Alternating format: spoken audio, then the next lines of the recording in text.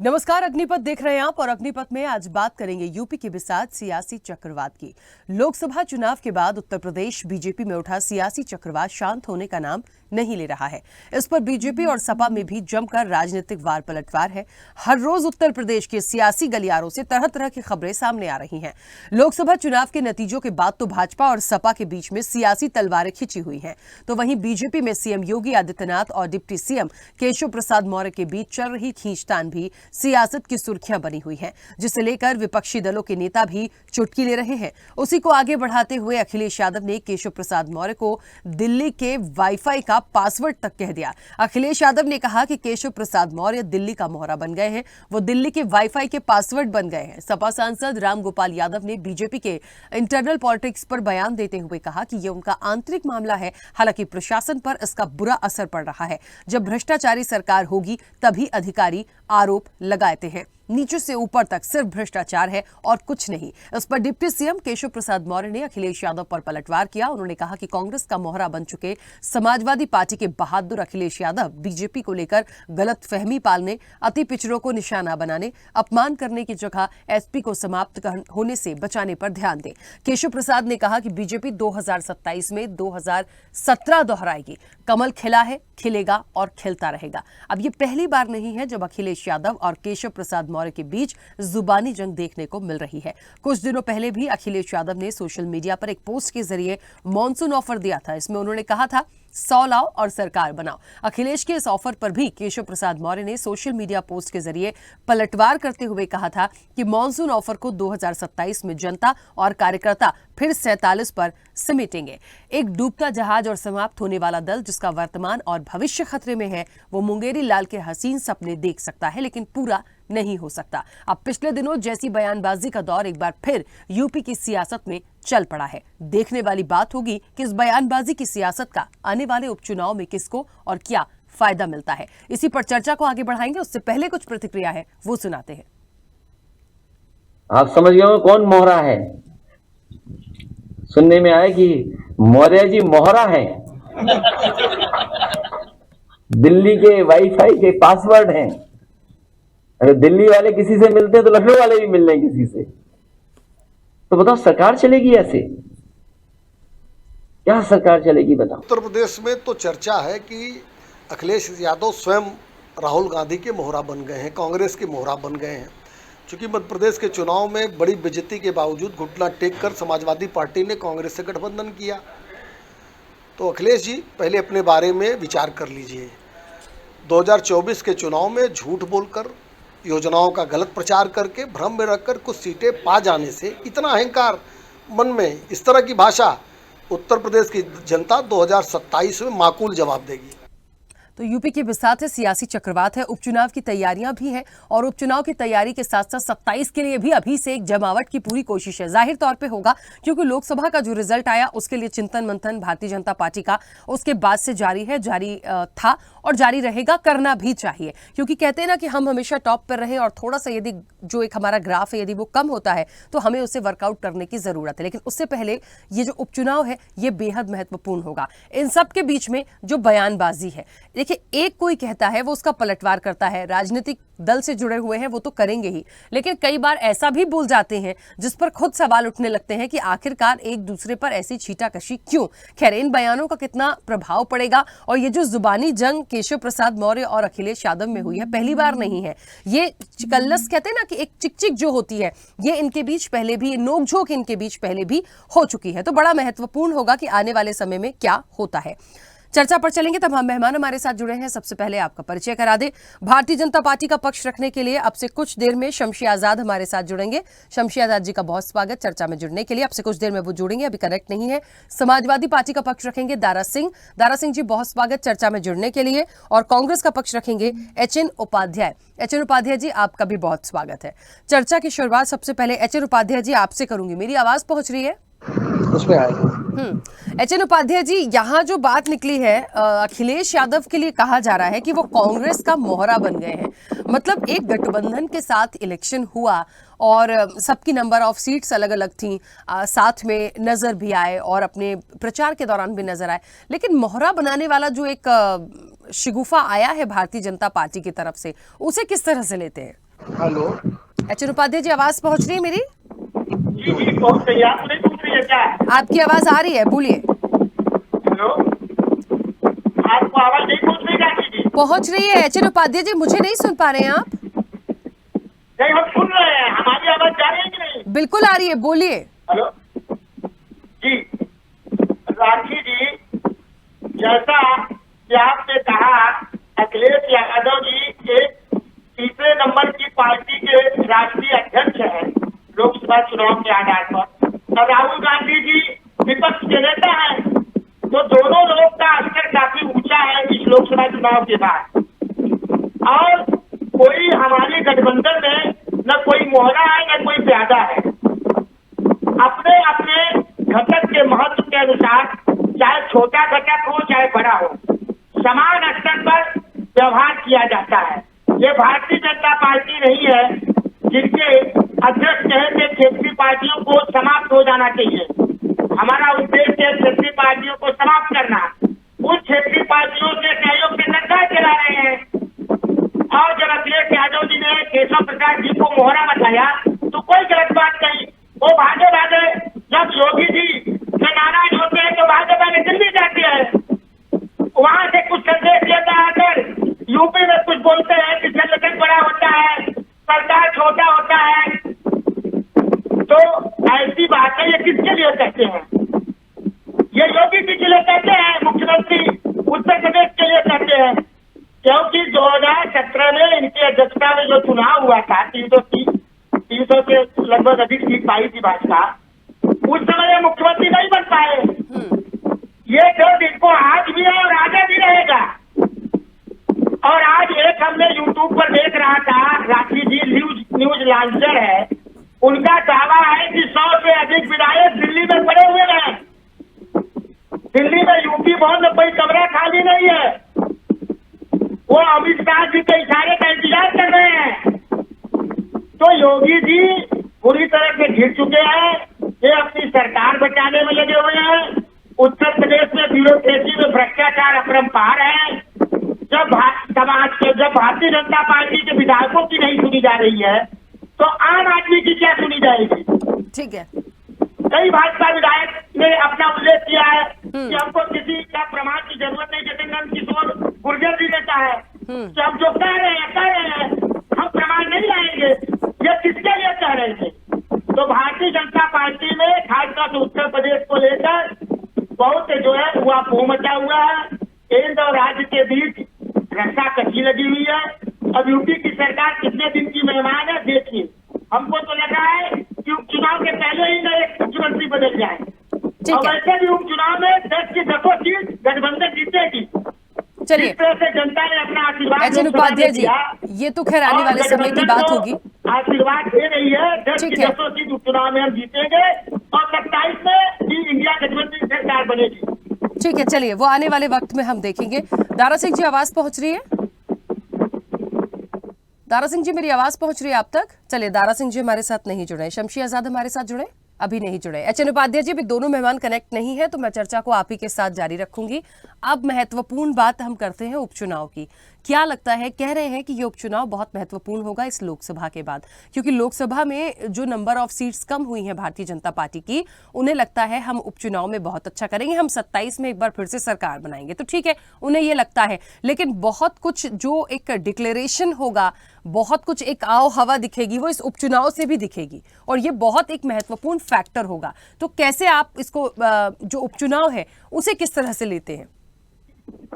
लोकसभा चुनाव में जो बयान भारतीय जनता पार्टी के विरुद्ध है वही, और उत्तर प्रदेश की जनता ने गठबंधन के उम्मीदवारों के पक्ष में मतदान किया। और जिस तरह से इनके विधायक भी कह रहे हैं, जैसे बदलापुर के एक विधायक है जौनपुर में, वो कह रहे हैं रमेश मिश्र जी, उन्होंने कहा है कि वर्तमान स्थिति को देखते हुए 27 में हमारी सरकार बनना मुश्किल है। तो जिस तरह से भारतीय जनता पार्टी के विधायक गठबंधन समाजवादी पार्टी, कांग्रेस पार्टी के नेताओं से संपर्क प्रयास कर रहे हैं साधने का, हालांकि हम लोग नहीं महत्व दे रहे हैं। अखिलेश यादव जी तो काफी नाराज हैं कि अब जो इन लोगों की पैरवी कर रहा है उसको भी निकालने का उन्होंने अल्टीमेटम दे दिया है, ज्यादा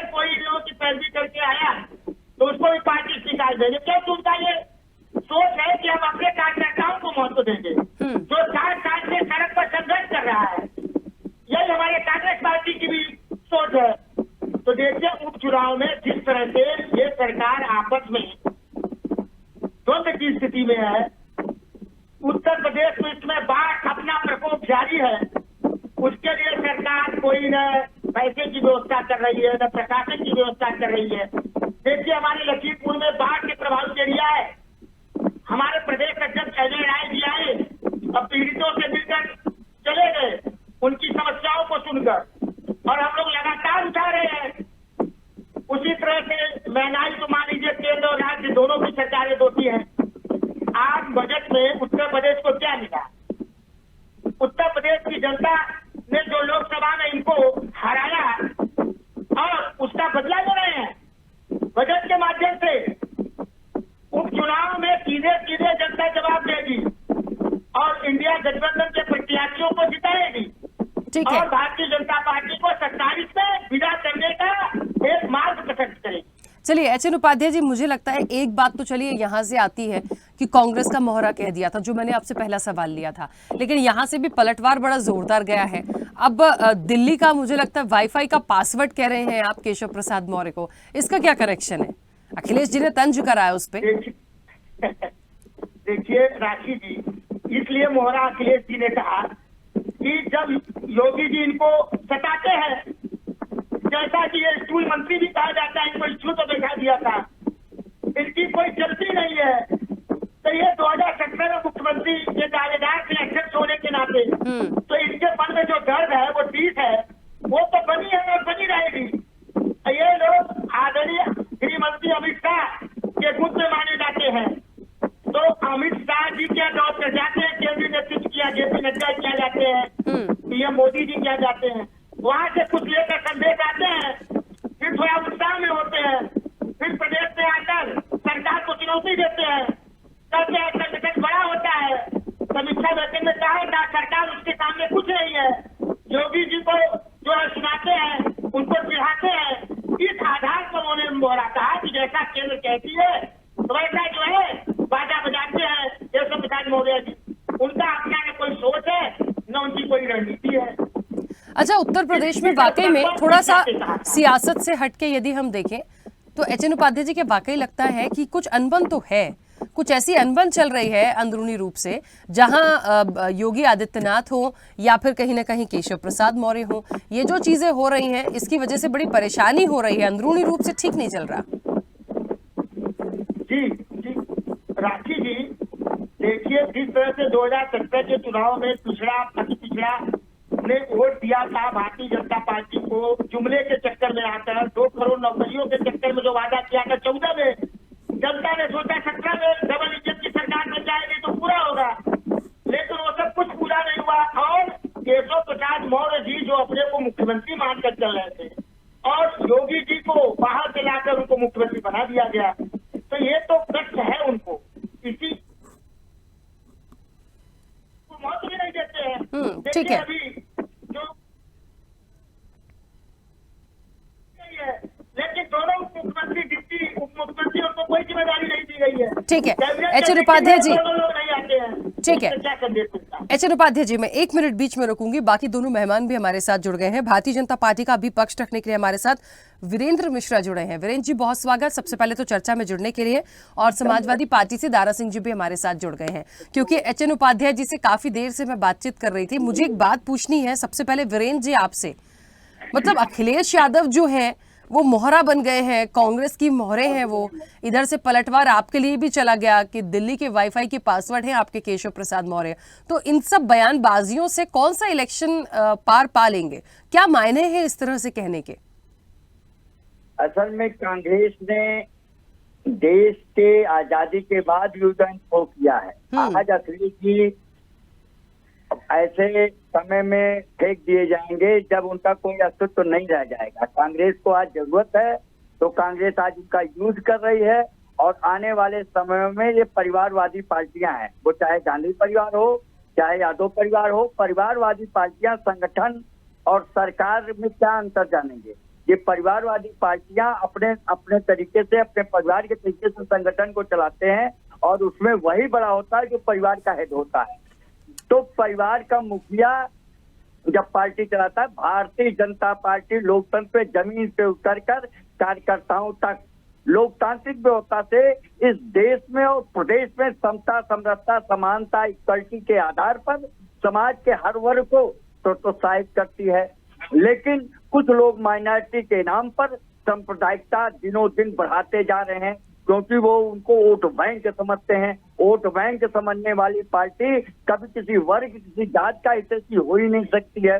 जब हम देश के विकास की बात करते हैं तो देश की जातीय जनगणना की बात करने लगते हैं। आज इनके पास कोई विकल्प नहीं है, और उस विकल्प में दोनों परिवारवादी पार्टियां, एक प्रदेश में एक देश में परिवारवादी पार्टियां अपने शिकंजे में कसकर जनता का गुमराह करके किसी के प्रति उद्वेलित करना चाहते हैं। परंतु ये जनता बहुत समझदार है, बहुत होशियार है। प्रदेश और देश के विकास में आम जनमानस खुश है, और वो चाहती है कि देश और प्रदेश की तरक्की दिनों दिन इसी प्रकार से होती रहे। वीरेंद्र जी, उपचुनाव की क्या तैयारी है? सुना है कि योगी आदित्यनाथ, उपचुनाव की क्या तैयारी है? सुना है योगी आदित्यनाथ और केशव प्रसाद मौर्य जी के बीच में सब कुछ ठीक नहीं चल रहा है, काफी उहापोह मची हुई है उत्तर प्रदेश में इस वक्त भारतीय जनता पार्टी में। ये अगर आपने सुना है तो आपको सुनना चाहिए, लेकिन ये बता कौन रहा है उससे आप ज्यादा बेहतर वही बता सकता है। लेकिन सुनने से कुछ नहीं होता है। ये विपक्षी पार्टियां केवल और केवल उंगली उठाती हैं। हमारी पार्टी में न तो कोई नाराज है और हर आदमी, और न कोई अत्युत्साह में है। हम निगाहबान होकर समाज पर नजर रखते हैं, उनके प्रति हम समर्पित हैं। सद्भावना से हम सबका विकास करना चाहते हैं, यही हमारा लक्ष्य है। हमारा एक देश है, प्रदेश और देश का विकास है। ठीक है, दारा सिंह जी आवाज पहुंच रही है? दारा सिंह जी, हेलो। दारा सिंह जी आवाज पहुंच रही है मेरी? जी आ रही हाँ। दारा सिंह जी, दो महत्वपूर्ण सवाल हैं। एक तो ये कि उपचुनाव की क्या तैयारी है, दूसरी चीज ये कि गठबंधन हुआ, अच्छी बात है। भारतीय जनता पार्टी कह रही है कि अखिलेश यादव को मोहरा बनाया कांग्रेस ने, दूसरी तरफ अखिलेश यादव कह रहे हैं कि केशव प्रसाद मौर्य खुद दिल्ली के पासवर्ड बने हुए हैं। तो ये तो चलिए इंटरनल जो बयानबाजी है चल रही है, इसका इलेक्शन पे कितना प्रभाव पड़ सकता है? पहले उपचुनाव महत्वपूर्ण है, बाद में 27 की तैयारी है, लेकिन ऐसा लग रहा है कि इस लोकसभा के झटके के बाद ये उत्तर प्रदेश में जो राजनीति है, जो सियासत है, ये सब कुछ ठीक नहीं, बैलेंस नहीं हो पा रहा है उत्तर प्रदेश इसके बाद से। देखिए राखी जी, आईने की तरह साफ है। भारतीय जनता पार्टी कैमरा जीवी, बयान जीवी, और जब किसी चीज से नहीं उभर पाती है तो परिवार पे चली जाती है। और मैंने इसका कई बार भारतीय जनता पार्टी के प्रवक्ता या नेताओं को जवाब दे चुके हैं कि जिसके पास परिवार होता है, परिवार एक साथ होता है। अब जिनके परिवार नहीं होता है उन्हें क्या पता कि परिवार की कीमत क्या होती है। वीरेंद्र मिश्रा जी बोल रहे थे अभी परिवार को लेकर, तो मैं उनको बता दूं कि ये नरेंद्र मोदी जी की पार्टी नहीं है, ये आरएसएस की पार्टी नहीं है, ये समाजवादी पार्टी है, प्रदेश की पार्टी है, और देश की तीसरी पार्टी बन गई। ये इसलिए बन गई कि आप लोगों ने इतना झूठ बोला। अभी आपने कह रहे थे कि हम विकास की बात करते हैं, आपने कहाँ विकास किया? आपने कहा था कि हम एम्स बनवाए, हमारे पत्रकार साथी कैमरा लेके बेचारे वहां गए तो वहां एम्स नहीं, पानी मिला। आपने 15 लाख की बात कही थी, आप वो भी झूठा निकला। आपकी एक मंत्री थी जो अमेठी में थी, वो 13 रुपए में चीनी बांट रही थी, वो खुद ही पट गई। दूसरा, आपके एक बाबा जी थे जिनको आप बहुत सारा टैक्स उनका चुराया हुआ जो पैसा आप लोग यूज करते हैं भारतीय जनता पार्टी के प्रचार में, रामदेव जी, वो 45 रुपए में तेल दे रहे थे, वो भी नहीं हो पाया। तो भारतीय जनता पार्टी सिर्फ बयानबाजी करती है, झूठ बोलती है, अपराधियों को शरण देती है, बलात्कारियों को माला पहनाती है, इसके अलावा कुछ नहीं करती। दूसरा राखी जी, आप कह रहे थे कि उपचुनाव को लेकर, उपचुनाव समाजवादी पार्टी पीडीए के ही आरक्षण पे, जाति जनगणना पे, और सबसे बड़ा महत्वपूर्ण है संविधान बचाओ पर ही लड़ेगी। भारतीय जनता पार्टी के जितनी भी दावे थे वो दावे सब पुराने हो गए, उनमें जंग लग गया, और अब भारतीय जनता पार्टी ना हिंदू मुस्लिम कर पा रही है, ना कोई दंगा करा पा रही, इसलिए बौखलाहट में इनके बयान होते हैं। और दूसरा, आप देख लीजिए इनके उप मुख्यमंत्री जो पासवर्ड बन गए हैं, वो दिल्ली के वाईफाई के पासवर्ड बन के रह गए हैं। उत्तर प्रदेश के मुख्यमंत्री जी का बयान कुछ और होता है, उनके अधिकारियों का कहना कुछ और होता है। आप सीतापुर, अयोध्या, कानपुर, लखनऊ, उन्नाव जैसे शहरों में आप थाने में चले जाइए, आपकी शिकायत नहीं लिखी जाएगी। आप तहसील में चले जाइए, आपका काम नहीं होगा। मगर एक भूमि माफिया कहीं थाने में चला जाता है तो उसको चाय पिलाया जाता है, बैठाया जाता है, जैसे वो रिश्तेदार होता है। आप तहसील में भू माफिया चला जाता है तो उसका काम हो जाता है। आप बता रहे हैं मुख्यमंत्री और मंत्री को भू माफिया फोन कर देगा, 2 मिनट में उठा लिया जाएगा। मगर एक गरीब आदमी एप्लीकेशन लेकर लखनऊ में इधर से उधर ठोकर खाता रहेगा, मगर भारतीय जनता पार्टी के किसी भी नेता के अंदर इतनी दम नहीं है कि उसको न्याय दिला दे। ये हाल है भारतीय जनता पार्टी का। भारतीय जनता पार्टी कहती है कि हम अपराध मुक्त और भ्रष्टाचार मुक्त प्रदेश बना रहे हैं। अब इन्हीं के मंत्री लेटर लिख रहे हैं मुख्यमंत्री जी को, इन्हीं के मुख्यमंत्री जी को पत्र लिखे जा रहे हैं कि हमारे विभाग में भ्रष्टाचार हो रहा है और वो भ्रष्टाचार को रोक नहीं पा रहे हैं। आप एक बात आपसे पूछनी है। जी। अभी मुझे ऐसा लगता है मॉनसून ऑफर जैसा चल रहा है। एक मॉनसून ऑफर आया था 100 लाओ सरकार बनाओ, अभी रिसेंटली आया। दूसरी चीज अभी ये तमाम चीजें और आ रही है, कोई वाईफाई का पासवर्ड हो गया है, कोई कुछ मोहरे हो गया है। मैंने इसीलिए इसको इलेक्शन से कनेक्ट किया। क्या एक फैक्टर है? अभी एचएन उपाध्याय जी भी थोड़ी देर पहले कह रहे थे ये 100 नंबर वाला आंकड़ा, वो बता रहे थे कि उन्होंने कहीं देखा, उसको किसी न्यूज में उन्होंने देखा कि एक जगह इकट्ठे करके रखा गया है विधायकों को और बस अमित शाह जी के इशारे का इंतजार है। तो ये जो उथल पुथल उत्तर प्रदेश की है ये कुछ ठीक नहीं लग रही है। उपचुनाव से पहले कुछ और तो नहीं घटने वाला है? देखिए राकेश जी, मैं आपको बता दूं, उत्तर प्रदेश में 2 महीने के अंदर एक मुख्यमंत्री की नौकरी जाने वाली और मुख्यमंत्री के दावेदारी को जिनको बुलाया गया था, भारतीय जनता पार्टी आरएसएस ने जिनको बुलाया था, हमें लगता है उनको फिर से मुख्यमंत्री बनाएंगे। इनके जितने घटक दल हैं वो निराश है। दरअसल बात यह है कि देखिए, एक सन्यासी को आप मुख्यमंत्री बना दिए हो जो सिर्फ पूजा पाठ जानता है, वो समाज सेवा नहीं करने जानता, वो अधिकारियों को कैसे काम कराया जाता नहीं जानते, उनको मुख्यमंत्री बनाकर उन्होंने अपनी शक्ति दूरी कर ली। दूसरी बात, 100 विधायक, देखिए माननीय श्री अखिलेश यादव जी का कितना बड़ा दिल है कि वो कह रहे हैं कि 100 विधायक लेके आओ, वो आपको मुख्यमंत्री बना देंगे। मगर भारतीय जनता पार्टी और आरएसएस के पास इतना बड़ा दिल नहीं है कि वो पिछड़े और दलित को किसी को मुख्यमंत्री बना दे। और राकेश जी, मैं आपकी डिबेट पे ये भी घोषणा कर दे रहे हैं, सुन लीजिए, ये पिछड़े, दलित और महिला को साधने के लिए 2 महीने के अंदर अंदर एक मुख्यमंत्री महिला होगा भारतीय जनता पार्टी में। आप ये नोट कर लीजिए कि 2 महीने के अंदर अंदर किसी मुख्यमंत्री की नौकरी जाने वाली है तो पूरे उत्तर प्रदेश को बर्बाद कर दिया है। और एक महिला मुख्यमंत्री आने वाली है, यही कह रहे हैं? जी, चलिए देखेंगे सर, ये मुझे बिल्कुल बहुत अच्छे से याद रहेगा। अमूमन आप हमारी चर्चा में जुड़ते भी हैं क्योंकि समय की सीमा है। वीरेंद्र जी इसी पर अपनी प्रतिक्रिया जल्दी से दे दीजिए। ये भविष्यवक्ता है और दोस्ती में ज्यादा विश्वास करते हैं, रूढ़वादियों को बढ़ावा देते हैं। इनकी बातें अपने ढंग से चलती रहती हैं। इनका परिवार तय करता है कि मुख्यमंत्री कौन होगा। मैं इनसे पूछना चाहता हूं कि आम आदमी पार्टी को चन्नी जब लोग समान बोलते हैं, कितने गठबंधन के घटक, इंडिया गठबंधन दल के घटक आपस में कलाबाजी करते हैं, तो उसका इनके पास कोई जवाब है? समाजवादी पार्टी से पूछना चाहता हूं कि चन्नी जब लोकसभा में आम आदमी पार्टी के बात विरोध की बात करते हैं तब ये चुप हो जाते हैं। लेकिन ये भारतीय जनता पार्टी को हम महिलाओं का हमेशा से सम्मान करते थे, सम्मान करते हैं और हम सनातन को मानने वाले हैं। जहाँ पर कोई लेडीज बच्चा पैदा करने की मशीन नहीं होती है, बल्कि सनातन में स्त्री सर्वस्व पूजते, हम उसको सम्मान देते हैं। निश्चित तौर से आने वाले समय में इनकी बातें सत्य हो, हम इनको मुबारकबाद देते हैं, हमें इसके लिए कोई एतराज नहीं। चलिए, अब पता नहीं ये जो कर रहे हैं वो एक्सेप्ट कर रहे हैं कि योगी आदित्यनाथ जाएंगे, कोई और आएगा, या कोई और एक्सेप्ट कर रहे हैं ये बयान देके। खैर ठीक है, आने वाले समय की बात होगी। समय किसी में एचएन उपाध्याय जी बहुत जल्दी से अपनी बात रखिए। जहाँ तक उत्तर प्रदेश की बात है, आप देखिए आदरणीय राहुल गांधी जी आज सुल्तानपुर कोर्ट से जब लौट रहे थे, तो एक दलित व्यक्ति जो मूर्ति है दिखता है, उसके दुकान पर रुककर उनकी समस्याएं सुनी उन्होंने, बल्कि जूता भी दिला। तो जिसको ये शहजादे कहते हैं, अपने संस्कार बने हुए हैं, दलितों का, पिछड़ों का, महिलाओं का, सबकी समस्याओं सुन रहा है वो व्यक्ति। बेरोजगारों की बात उठा रहे हैं राहुल गांधी जी, और उनकी मां को संसद में इनके मंत्री क्या बोलते हैं, और इनके वीरेंद्र मिश्र जी कह रहे हैं महिलाओं का सम्मान करते हैं। ये न महिलाओं का सम्मान करते हैं, न दलितों का सम्मान करते हैं, न पिछड़ों का सम्मान करते हैं। एक महत्वपूर्ण बात है, एच.एन. उपाध्याय जी, बीच में रोक रही हूँ क्योंकि समय की सीमा है, बीच में रोकूंगी।